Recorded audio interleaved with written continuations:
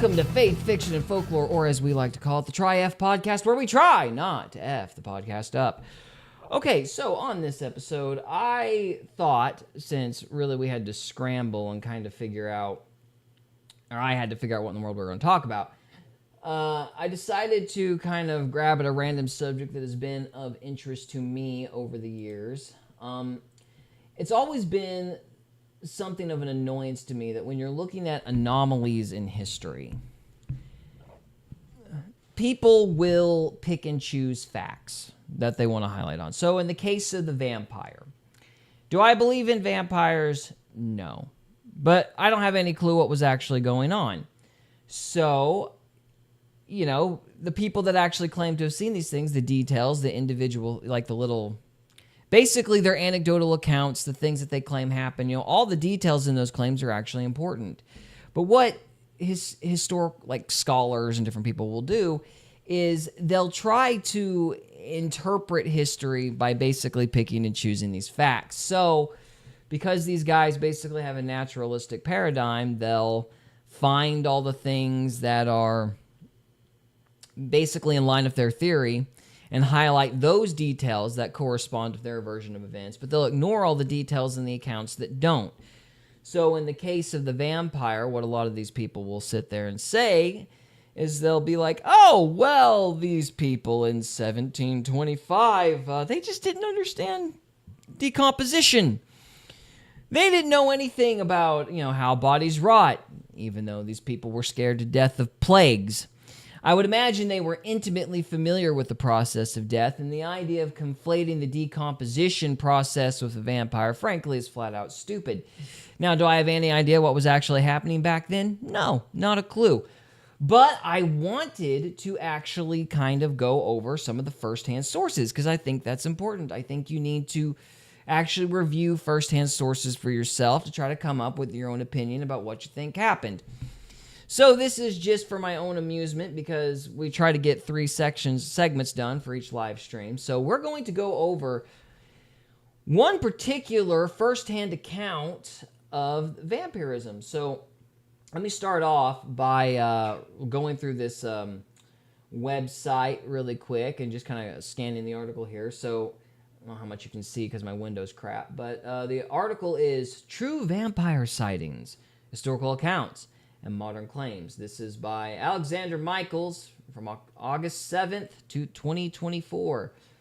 And he just lists some of the early reports of vampires. So we've got number 1 in 1509, the shoemaker of Breslau. I'm not going to try to say these names right. The prowler of Pinched, also destroying that. The peasant vampire, that's the one we're going to be looking at.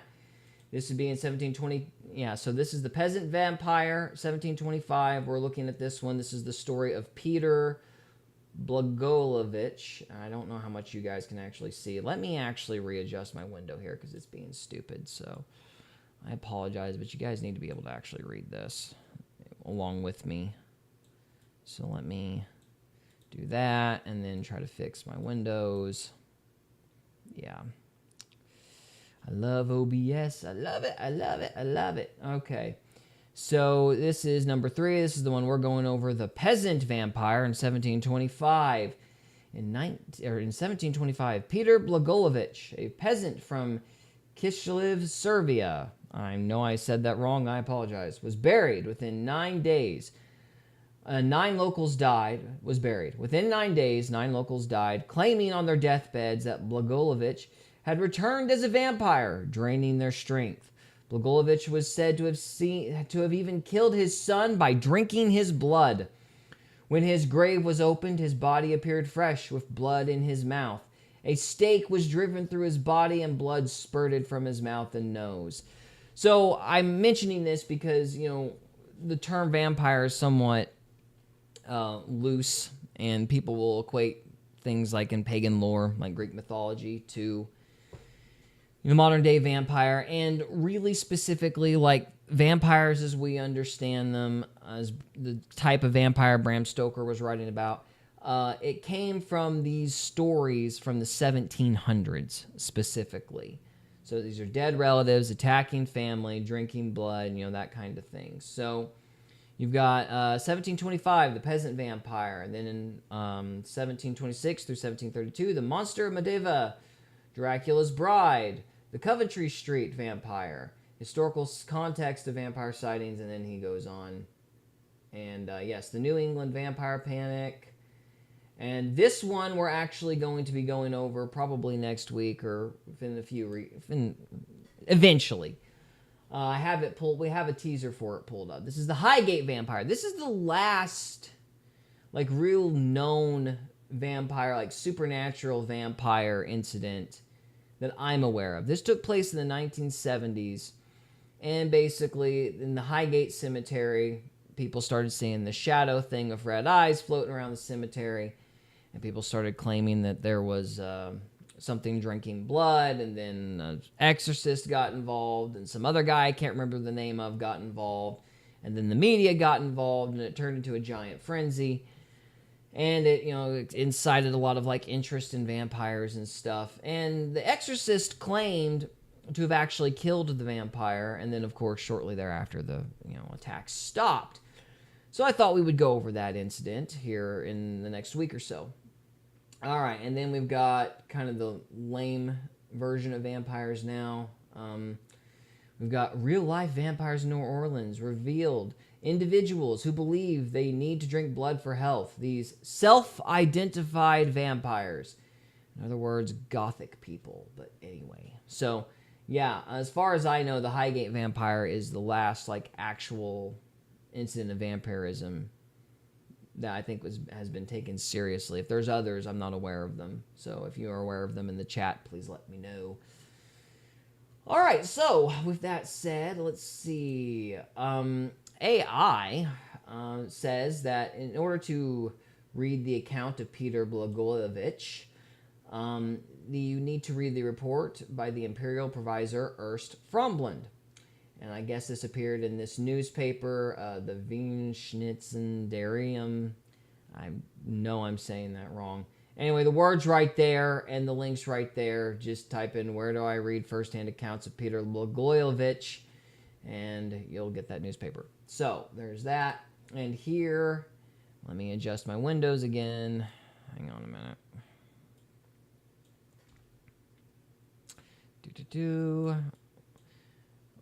I don't know why this book thing is a little annoying, but this is what I could find.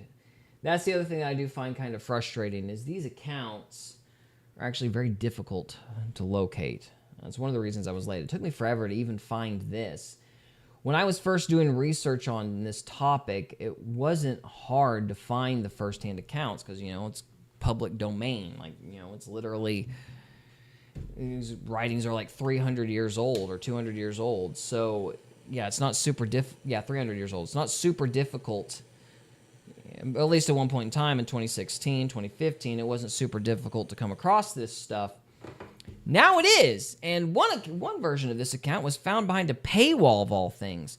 But I didn't try Internet Archive. You could try Internet Archive and see if this stuff comes up. But anyway, let's kick this off. So this is a copy of a writing from the Grants district in Hungary, Copia Insis, and basically this is the district, and this is by Frumbald, 1725. This is a copy of the letter. Okay, it says OBS was disconnected. Okay, so we're reconnected. Apparently there was lag, but I guess I'm back. Anyway, boy, this has been a weird night. Anyhow, so essentially, this is what makes these accounts so compelling. Is it's not just villagers and locals who didn't even know how to read or write or whatever. Like, these are like judges. These are like court officials, people who were like soldiers who'd seen death and decomposition. Like, these were experienced people with authority that were writing these accounts, and so. It's another reason why the whole, these are just dumb, ignorant peasants, like, that's another reason why this doesn't work, because these guys were involved in in exhuming some of the bodies and things like that, and they knew what to look for. So, anyway, let's just jump right into this. In 1725, in the village of Kisilova in Serbia, Then considered part of Hungary by the Austro-Hungarian Empire, the administrator of the district, a so-called Frumbald, wrote a report describing a vampire case. Frumbald's original report is either lost or at present unknown. Only a copy exists in Vienna in Hans Starkey. This is just a little bit of foreground information about it, which I think we've already discussed a couple times. The report was published without comment in the July 21st, 1725 issue of the Weinschnarzen Diarium under the modified and fairly uninteresting title, Copy of a Writing from the Grantdiska District in Hungary. So, after a subject by the name of Peter Plagojevich had died, 10 weeks passed. He lived in the village of Kislova in the Realm district and had been buried according to the Retzian custom. It was revealed that in this same village of Kislovia, within a week, 9 people, both young and old, died also after suffering a 24-hour illness. And they said publicly while they were yet alive, but on their deathbed, that the above-mentioned Peter Plagojevich, man, I'm going to have a problem with that, who had died 10 weeks earlier, had come to them in their sleep, laid himself on them, and throttled them, so that they would have given up the ghost. They'd have to give up the ghost. The other subjects were very distressed and strengthened even more in such beliefs by the fact that the dead Peter Plagojevich's wife, after saying that her husband had come to her and demanded his opanki, or shoes, had left the village of Kislova and gone to another. And since with such people, which they call vampires, various physical signs are to be seen, that is, the body decomposed, the skin, the hair, beard, and nails growing, the subjects resolved unanimously to open the grave of Peter Plagojevich and see if such above-mentioned signs were really to be found on him. To this end, they came here and to me, and telling me of these events, asked me and the local pope, or parish priest, to be present at the viewing. The peasants' custom of referring to priests in such districts as popes survived well into the 20th century. And although I at first disapproved, telling them that the praiseworthy administration should first be dutifully and humbly informed, and its exalted opinion about this should be heard, they didn't want to accommodate themselves to this at all, but rather gave this short answer: I could what I wanted, but if I didn't accord them the viewing and the legal recognition to deal with the body according to their custom, they would have to leave the house. They would have to leave the house and home, because by the time a gracious resolution was received from Belgrade, perhaps the entire village, and this was already said to have happened in the Turkish times, could be destroyed by such an evil spirit, and they did not want to wait for this. Since I could not hold these people from the resolution they had made either with good words or with threats, I went to the village of Kislova, taking along the Grant's Pope, and viewed the body of Peter Plagojevich, just examined, finding in accordance to truthfulness that first of all, I did not the slightest odor that is characteristic of the dead, and the body, except for the nose, which is somewhat fallen away, was completely fresh. The hair and beard, even the nails, of which the old ones had fallen away, had grown on him, and the old skin, which was somewhat whitish, had peeled away, and a new one had emerged from it. The face and hands, I just lost my spot. Excuse me. The face, hands, and feet, and the whole body were so constituted that they could not have been more complete in his lifetime. Not without astonishment, I saw some fresh blood in his mouth, which, according to the common observation, he had sucked from the people killed by him. In short, all the indications are present that such people, as I've remarked above, are said to have. After the Pope and I had seen this spectacle, while people grew more outraged and distressed, all the subjects with great speed sharpened a stake in order to pierce the corpse of the deceased with it, and put this at the heart, whereupon he was pierced. Not only did much blood completely fresh flow, also through his ears and mouth, but still other wild signs, which I passed by out of high respect, took place. Finally, according to their usual practice, they burned the above-mentioned body in Ho-Kasu to ashes, of which I now inform the most laudable administration, and at the same time would like to request obediently and humbly that if a mistake was made in this matter, such is to be attributed not to me, but to the rabble who were beside themselves with fear. And so this is the same article in, what does it say here? German. So, all right. And there's other accounts like this. Yeah, there are other accounts like this, but it's important to note that, it's not just, hair and eyes and fingernails growing and all of this. It's basically like new skin and the fresh blood thing. Of course, again, these guys, they were around death, like quite often. So, yeah, they would understand the difference between congealed blood or blood in a corpse and like fresh blood. So when they say that, you can take their word for it. There are other accounts more extreme than this. For example, one guy, and I don't remember the story. I'm sure it's one of the accounts that I just mentioned, like one of these here, said that whenever they tried to pierce the guy with a stake, he literally grabbed the stake and said, "Thanks for the stick, now I have something to beat the dogs with." So there was a lot more going on at the time than just, seeing longer hair and growing fingernails. Like, the guy didn't say the fingernails had continued to grow. He said the old nails had fallen out and new nails had replaced them. That's a very different claim than what's usually presented in, like, these History Channel documentaries and such. So I wanted to briefly read that report, and there are others like that. We may go over them in the future. I don't know. It depends on how interesting this subject turns out to be to people. So, with all that said, let me see if I can find an account of the Highgate vampire, and we'll wrap this episode up. Let's see. I thought I already looked that up. Give me a moment here. Let me type this in.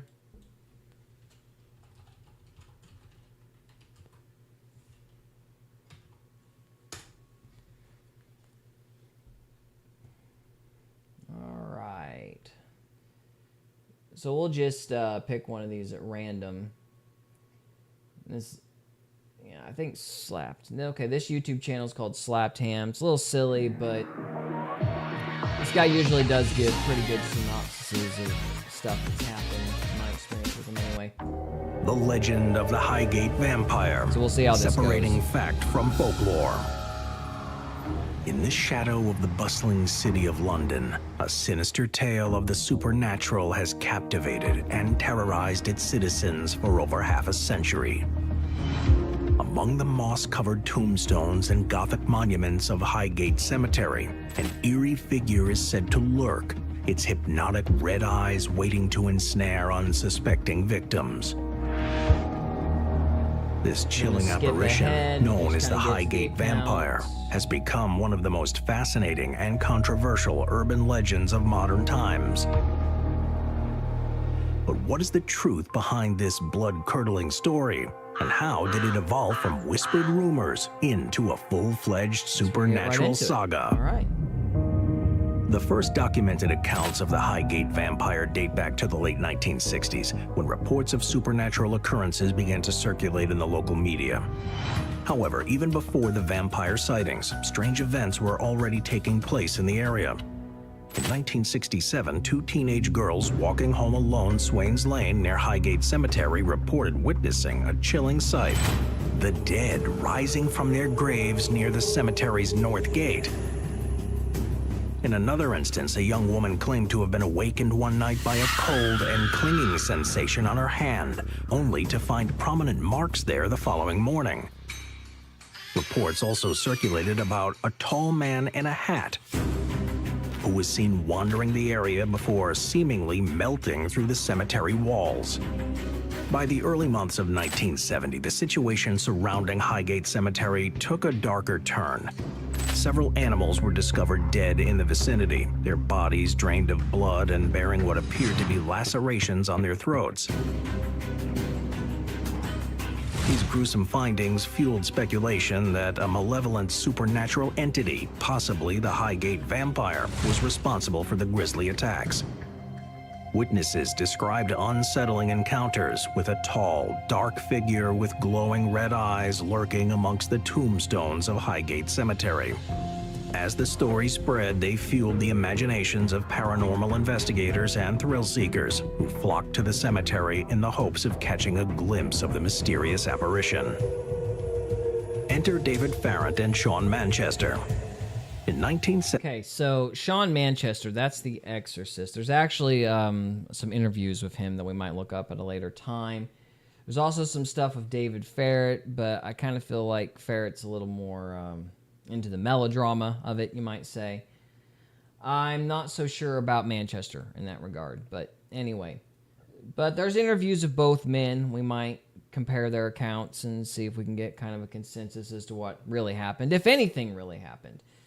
But yeah, this is one of the more interesting, I guess, internet mysteries out there, and it's really the last, yeah, like I said before, it's like one of the last actual vampire accounts that I'm aware of. But anyway, let's go on. 72 charismatic and self-proclaimed vampire hunters, David Farrant and Sean Manchester, entered the scene, each claiming to have the knowledge and expertise to banish the malevolent being from Highgate Cemetery. Farrant, the founder of the British Psychic and Occult Society, and Manchester, the bishop of the Old Catholic Church, became entwined in a bitter rivalry that would come to define the Highgate vampire legend. Farrant was the first to claim that he had seen the vampire while conducting a paranormal investigation in the cemetery. He described it as a tall, dark figure with hypnotic, glowing eyes. Manchester soon followed suit, alleging that the creature was a medieval nobleman named Walthuff who had dabbled in the dark arts and was buried at Highgate after his execution.